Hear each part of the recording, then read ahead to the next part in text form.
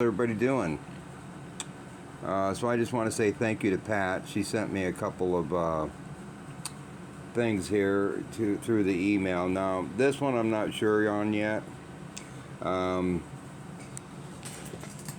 I know. Okay, so Mercury, the planet, is the messenger, but so like this one here, I hadn't seen this. I'm like I said, I'm glad you sent it to me.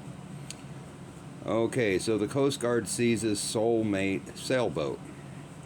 Now, the rest of the story doesn't matter to me.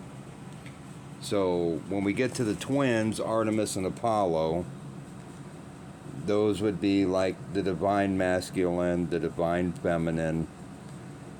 And since they're inversions of each other, correct? Because we went from whatever you'd want to call it, no sex, binary, whatever, to actually having the sexes. And I'm not sure if that had to be done in the animal kingdom, throughout for the animals, the whole 9 yards. All I know is, you had the divine feminine, the divine masculine. They were supposed to get together, made from the same. So in the garden, you had Eve was taken from Adam's rib, right? So it's a part of Adam. Okay, so the male female is a part of each other. So I think that is where the term soulmate comes from. Okay, just like consciousness, created the planets. From there, we created the beings. You were part of that every step of the way, and beauty's in the eye of the beholder. How long did you walk the face of this planet before you even looked in a mirror and knew what you looked like? So I think the beauty in the other is put there by the other. Does that make sense? I'm not real sure there. All I know is to me, this is significant because this marks the time in the timeline, where the soulmate disappeared. So, if that happened like right here on the timeline and we're moving backwards, that means we're now before the soulmate was taken. And the other thing I want to throw in there, I've been talking about the upcoming planetary alignment. Okay, so now that's going to be the 21st in Jerusalem. Which means it's the 20th here, right? It gets to that. The dead in Christ will rise first, whatever, blah, blah, blah. It's just the two different sides of the earth. And the other interesting thing about that is, okay, so we talked before about the 8-day C-section, circumcision. That would only take us to the 19th.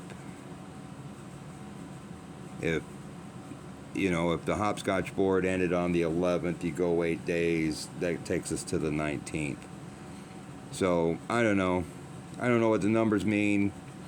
I don't know what any of it means, really, except for just what I see, right?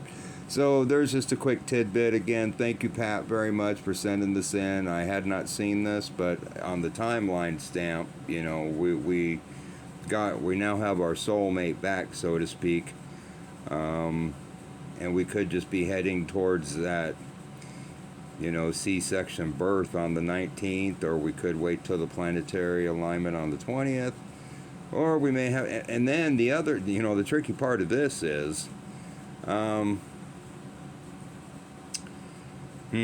okay, so we had two full moons this month, which means the 31st is a blue moon. We also have 2 full moons next month. I think one is on the 8th and one is on the 29th. This month they're 30 days apart. Next month they're going to be, if they're the 8th and the 29th, that means they're 21 days apart. Now, the way I see it, this event's going to go down before Israel hits 80. I look at Trump, and one of the layers of the onion is Israel. He will turn 80 June 14th. So I don't think. I think next month is more about his birth between the two full moons, right? But I'm not positive. But I honestly, you know, like I said, I live one day at a time. Tomorrow's promised to nobody.